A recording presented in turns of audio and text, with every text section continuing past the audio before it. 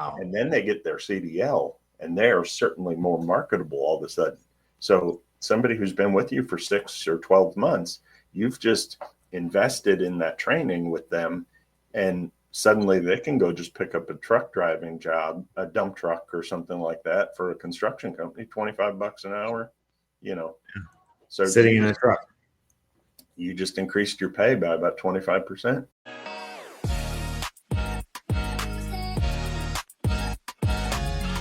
Hi, everyone. Welcome to the Public Works Hot Seat Podcast. My name is Chad Smeltzer. I'm your host. And today's guest is Todd Hoppenstedt, who's with the Nickel Company.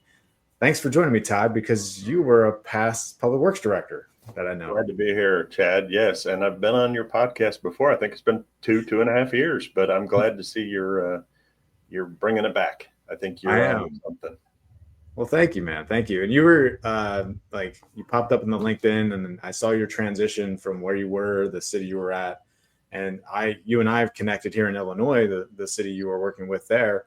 And I was like, man, I got to talk to him again and bring him back on the show and have a conversation, because I feel like the transition you've gone through in your career that I've seen and where you are now going to the private sector, there's a story behind that I feel like a lot of relatability there for others in the utility space, public work space, who are executives or, senior directors there in those public sector, jobs.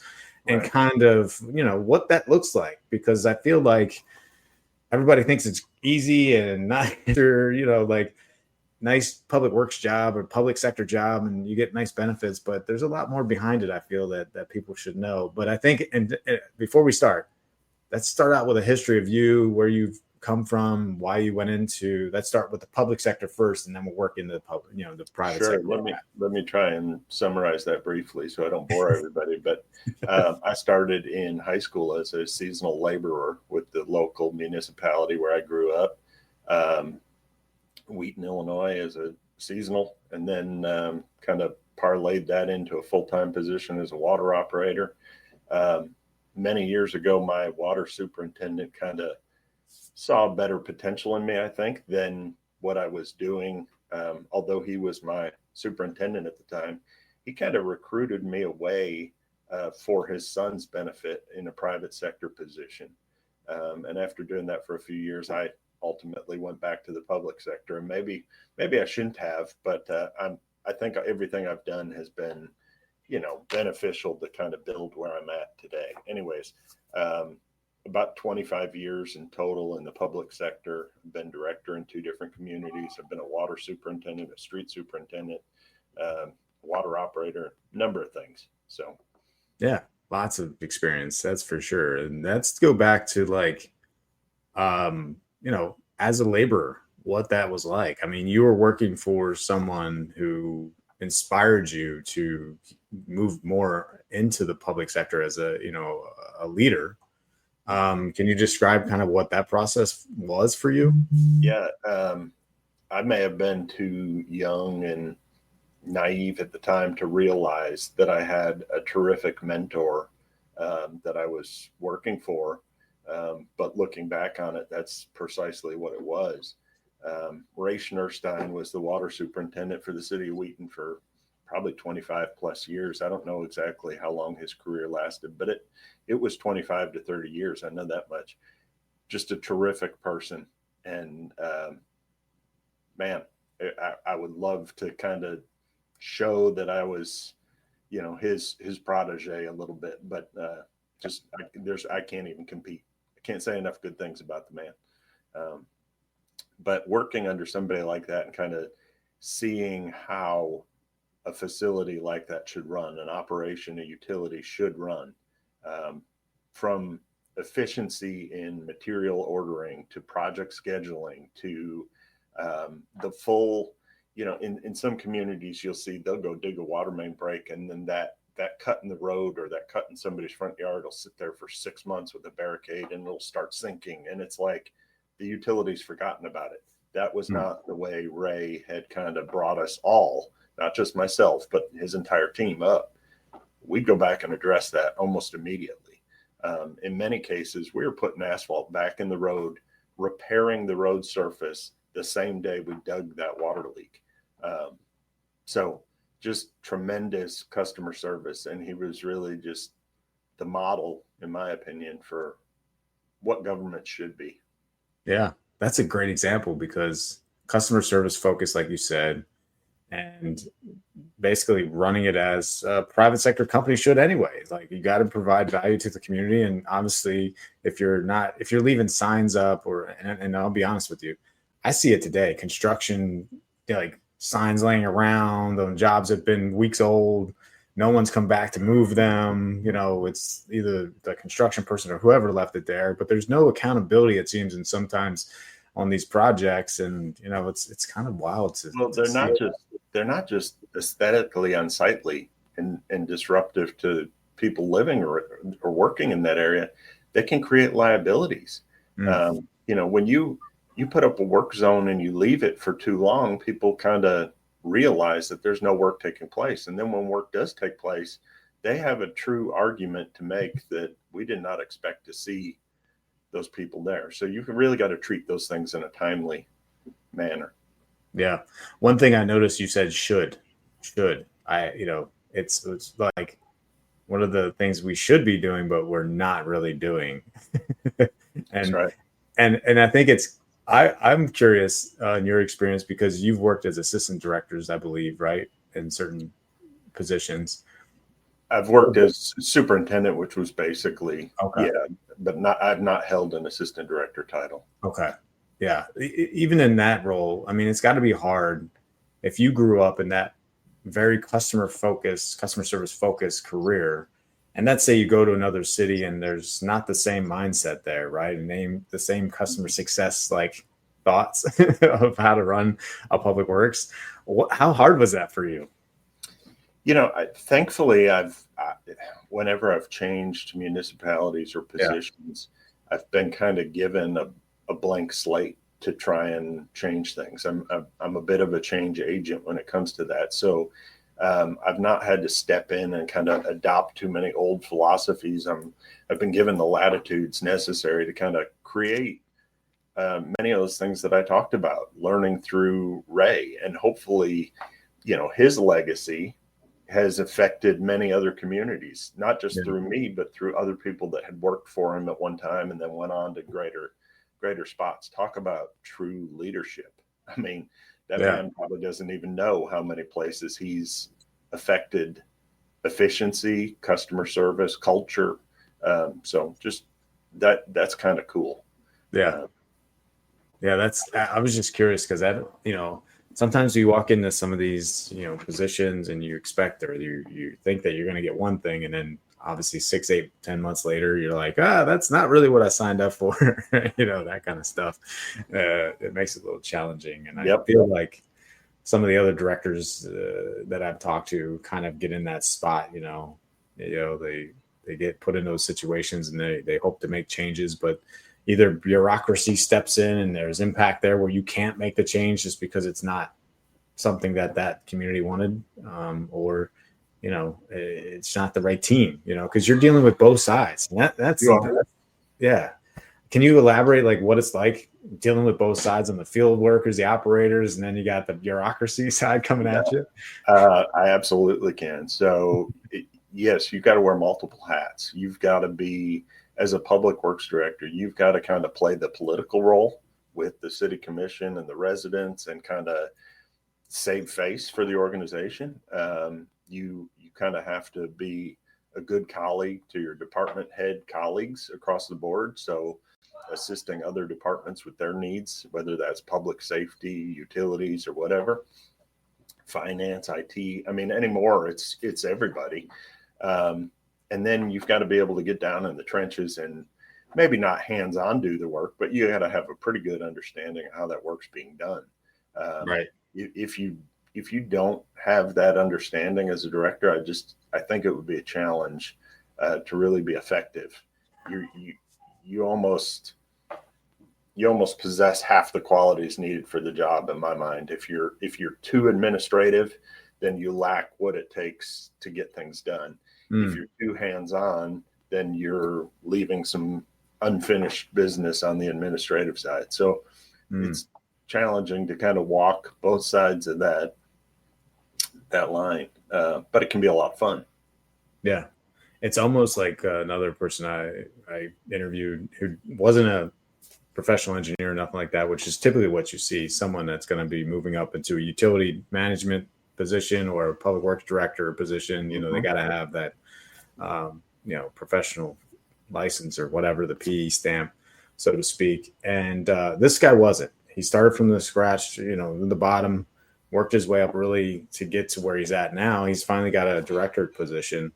And, it's kind of what you just said. You need to learn that admin side, but you also need to learn how to get the respect from the guys out in the field. Because if you don't pull your weight, you're going to lose the respect from the guys in the field. And then when that happens, I can only imagine.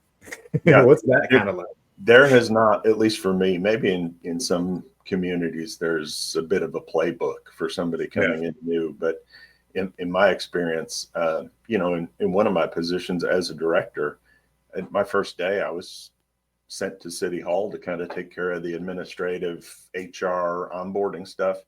Yeah. And then they just sent me to my office at a different location. No key to the building, no way to get in, no direction, nothing. I had to introduce myself to a guy that was thankfully in the parking lot sitting in a truck and say, "Hey, by the way, I'm your new boss. Would you mind letting me in the building?" That's wild. So, there really has not been a great playbook. And to that vein, Chad, I know we're getting better as a culture or a industry of training our people, but I think you and I have chatted about this before.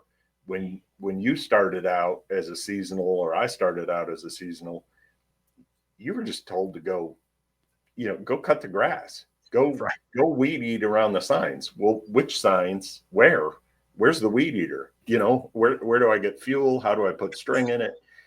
Some people may become at 15, 16 years old with some of those skills. Others of us just kind of figure it out.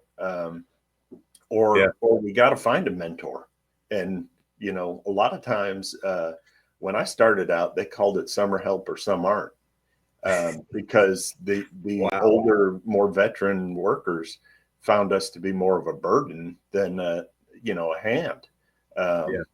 So, some are help, some aren't.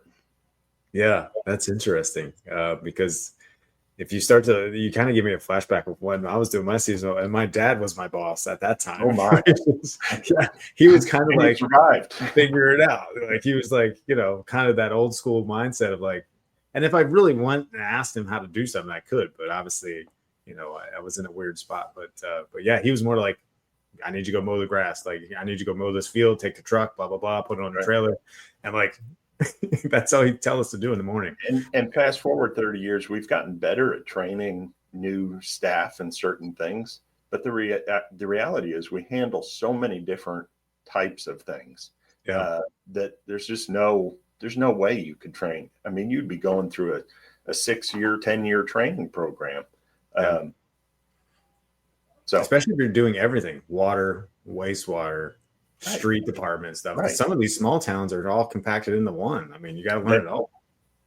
I've been there. Yeah. And there's inconsistencies in equipment. You've got the old backhoe that's got certain controls. You got the new backhoe that's got different controls. It's like, you just kind of have to jump in and figure it out to some degree. There's not enough time to train people really on the job. He would never let me get in the backhoe, just FYI. I was like, I love that. That's huge. Let me get in there and mess around. He was like, no, I think you would have been great at it. Yeah. But thanks. But and the reason why I really wanted you to come on here and to learn, because I think that it's important, where you were from Wheaton. I know you've gone to Montgomery, and now you were in Brentwood. And, you're kind of in that space after that amount of time learning the public sector. I've always wondered kind of what makes someone decide that they have to go a different route in their life or career. So you touched on it a minute ago that some people will take a new position thinking, they're being hired for one thing, and they get in there and it's maybe a different bill of goods. And they quickly realize that this isn't what I thought I was signing up for. I think in my case, I took what I envisioned that I was signing up for and was a great contributor to that. At least I hope that's how they see me. I feel like I contributed pretty well. But even after a decent tenure, I was there a bit over 7 years, the playbook changes. So you can be kind of established in a role, and the organization can have some changes where you just decide this is no longer the right fit for me. So I'm a firm believer in there's a reason and there's a season. Well, maybe a little bit unexpectedly, that season came to an end quicker than I would have anticipated. And, that's water under the bridge. That's something we just accept. Life changes and we adapt, right? But a great community to work for, kind of a premier standard, gold standard community, if you will, when it comes to expectations. It's a very affluent community, probably the wealthiest in the state of Tennessee as far as its residents and property values. It's probably in the top 10 or 20 across the country. So for people that aren't familiar with Brentwood, it's a premier community, has very high expectations. It's a good size community, 42 square miles. So it's not a large, metropolis or anything, but there's quite a bit of responsibility. The public works team was 24 people strong, including myself. So that's on the smaller side. If you look at some national averages, my philosophy has always been that when communities grow, and this is probably true anywhere, often the leaders will look at public safety needs as an immediate need that kind of mirrors that growth. So if we're going to add a subdivision of 1,000 homes, we might need to add 3 more firemen. We might need to build a new station. We might need to add 3 police officers. And those numbers I'm just kind of pulling out of thin air, but you kind of get where I'm going. When it comes to public works and utilities, that infrastructure is so often new, and even sometimes it's maybe not fully accepted by the community. It's not a responsibility of public works. So public works does not need to mirror that growth at such a quick level, but 15 to 20 years down the road, it becomes more of a demand of our time. You're going to have potholes in the roads. You're going to have trees that need trimmed or removed, curbs that have buckled, and you get where I'm going. So I always have believed that in a community like Brentwood that had such tremendous growth after the last 20, 25 years, now is really the time that somebody prior to my existence there should have been planning to add additional staff to keep up with those demands.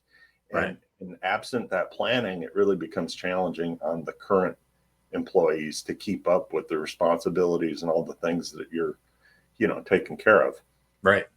Then kind of to add to that, Brentwood being the community that it is so affluent that the people working for public works don't live in Brentwood. They don't live anywhere near Brentwood. Oh, wow. So we're oftentimes recruiting people to come work for us that live over an hour away. Wow. Well, many years ago, you could easily get away with that because there weren't as many jobs. But as the Nashville area has kind of boomed, these people can now trip over 5 or 10 similar positions between their house and Brentwood. So, why are we attracting people to drive over an hour away? If your pay isn't there, if your benefits aren't there, if your culture isn't there, you're not going to be able to keep attracting those people. So that's a challenge. And as you've seen across the country, just for those kind of positions, those labor positions, there's less of an interest. Generational changes, people want to be more technology savvy. They're not as interested in working with their hands, maybe. So there's a number of challenges that face the industry. Wow, you touched on a ton of good points there with that description that you gave, because I thought of a couple different things. First thing was the construction process of new development. First of all, there's no way, you mentioned 15 to 20 years. I think the way construction is now and the way it's managed, I feel like there's a lot more depreciation of the materials faster now, and the construction that's going on in these developments are not, the quality's gone. So you're looking at a 5 year, like you said, 15 potentially. I'm thinking maybe 5-10 years nowadays with, water main shutoffs, like road conditions, like something is typically going to happen, right? Because something's going to break or fall apart in those places these days. I really feel that way. And then the other part is like, man, you're right. The hiring process, you didn't even think about how competitive it is now, and the pay rates for public works employees isn't really high. The private sector is higher, right? So there's a huge competition for employment, and it's hard to find people, especially if they're driving an hour. They might think it's great for the first 6 months. After that, on a wintry day. You're right. And very different. You talked a minute ago about my previous position with the Village of Montgomery in Illinois. Yeah. And, my staff there, many of them lived in town or in neighboring communities. So they were 5 minutes down the road when the water main broke versus an hour away. That was another challenge for me in that position. A lot of times you were anticipating what could happen with regards to weather. Is it going to snow tonight? I've got to have some people maybe on staff just so that we can respond quicker. Because once conditions change, if people are coming from an hour away, as well as I do, that commute goes from an hour to 3 hours.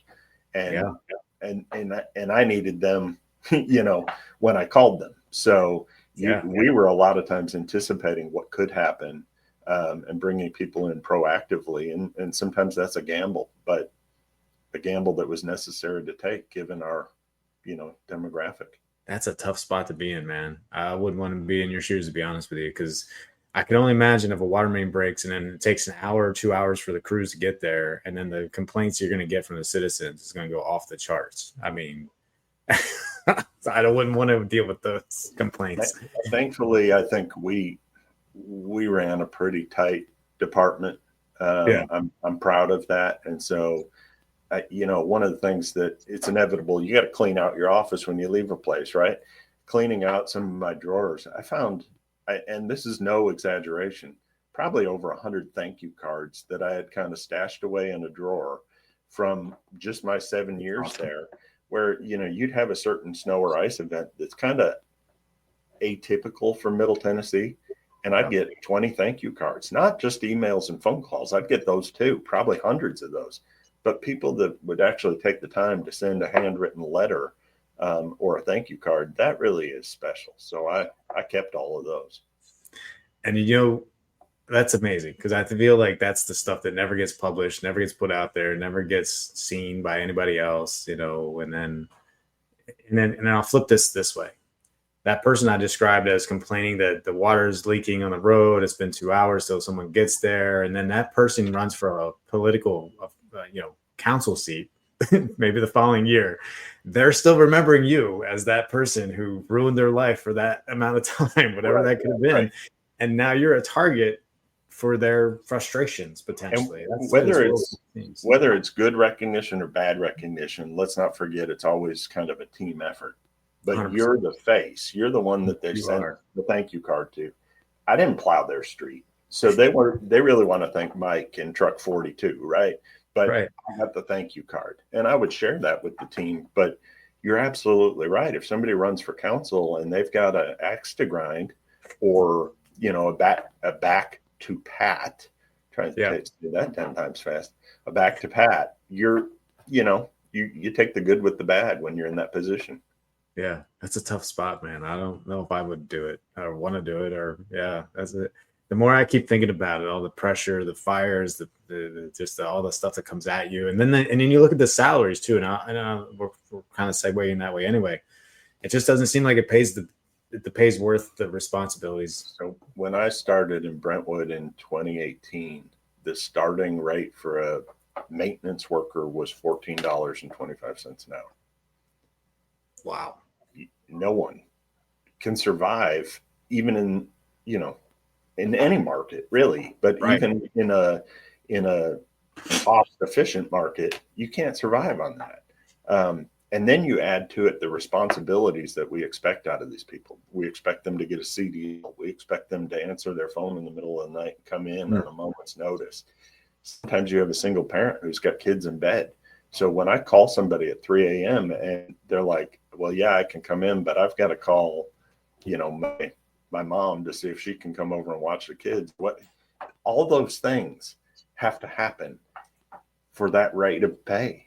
I've said for years, the law enforcement industry, there's been a big change and a shift. And I think a lot of people will agree that you can't hire a police officer for $40,000 a year anymore. There's too many headaches and risks and liabilities included in that work and demands on that person that it's just not reasonable.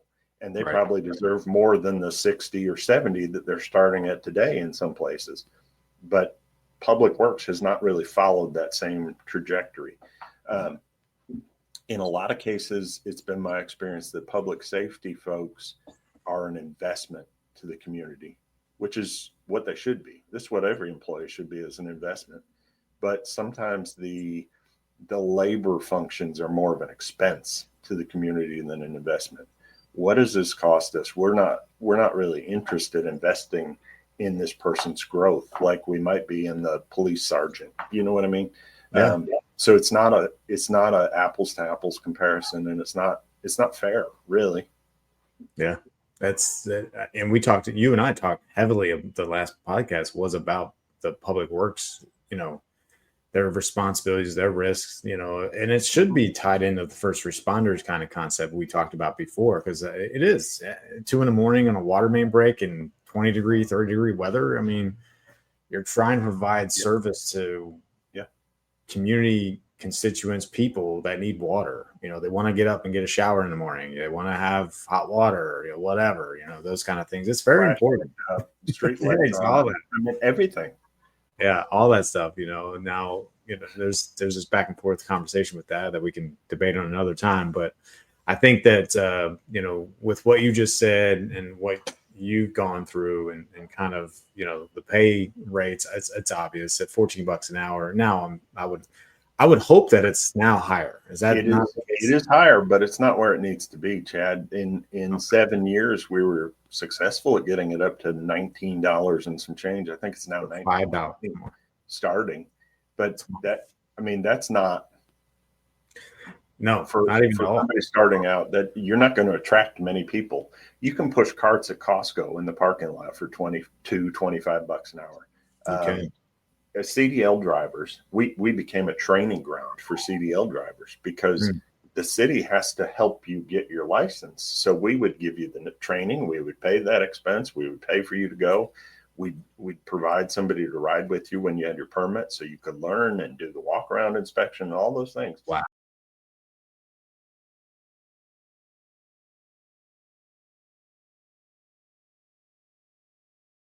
And then they get their CDL, and they are certainly more marketable all of a sudden. So somebody who's been with you for 6 or 12 months, you've just invested in that training with them, and suddenly they can go just pick up a truck driving job, a dump truck or something like that for a construction company, $25 an hour, So sitting in a truck. You just increased your pay by about 25%. And less work. And less work and fewer call outs and all that. Yeah, you're working a construction job just every day, unless you're doing night work. But yeah, wow, that's wild. So obviously you made the decision to kind of move in a different direction in your life. And, what's that journey been like for you now? So it's been a positive journey. Again, it came about quicker than I anticipated. But it was a necessity for personal health. You don't realize the repercussions that demanding schedule and those overnight calls and the stresses that keep coming at you, what that can take on you and your family. And so just by, making a small shift in career choice so far has been very rewarding. More time with the family. My daughter, quick story. She's a 4th of July baby. And she turned 14 this year. And it really hit me when she said to me, Chad, She goes, this is my first birthday that you haven't had to work.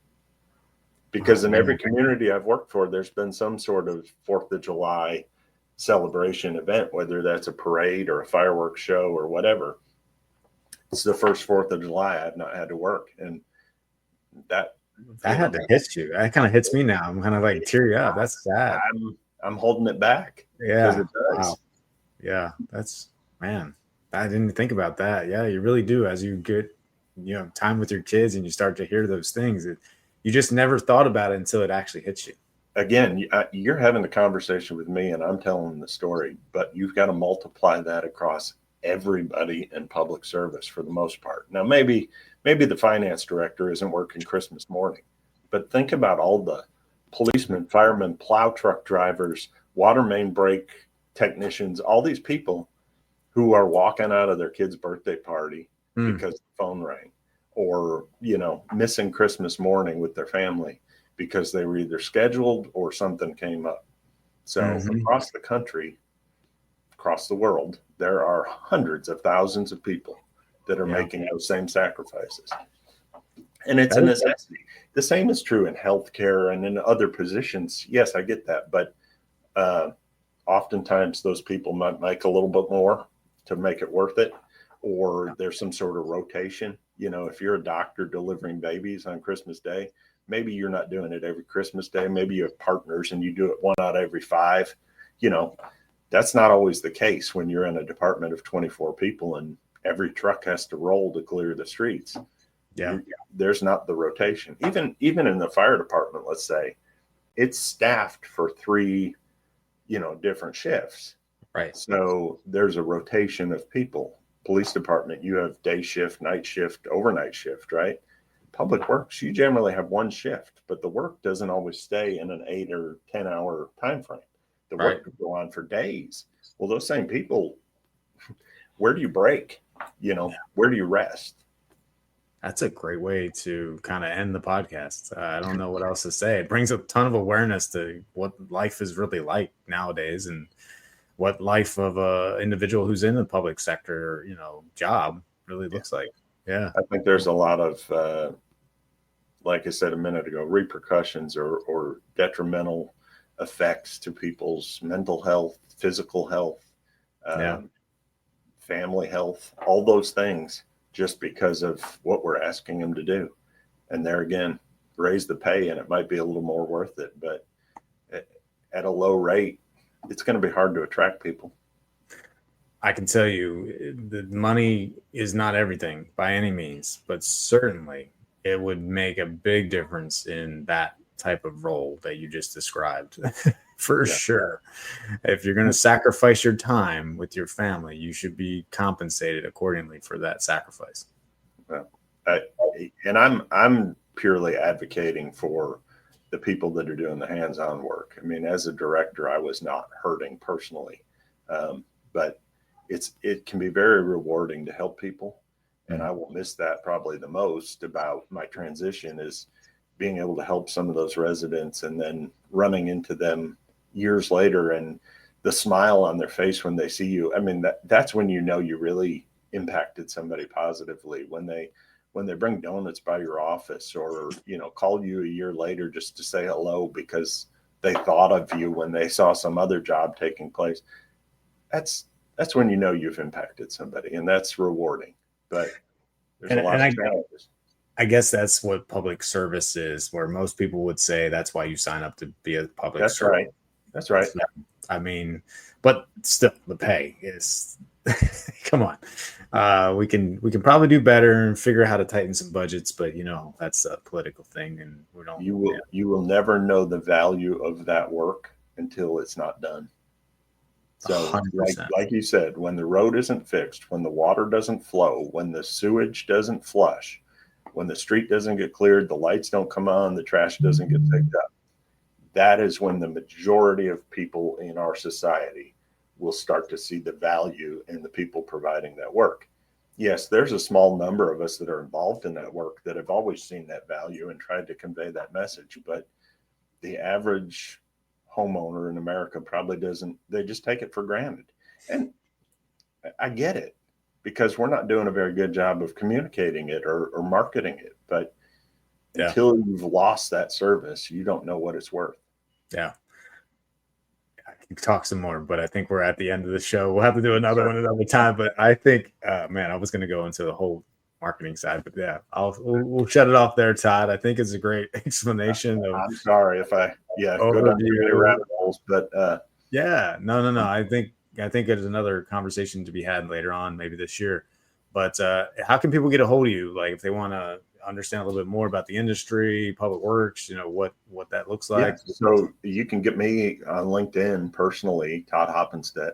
I'm currently with the nickel company, so we're doing asphalt and concrete paving and road building and all that sort of stuff. So if you need any of those services in Middle Tennessee, feel free to reach out for that as well. But Awesome. I'm happy to talk to people and share my stories, or maybe even lend a little advice if there's people in the public works industry that have interest in something I've said. Feel free to contact me.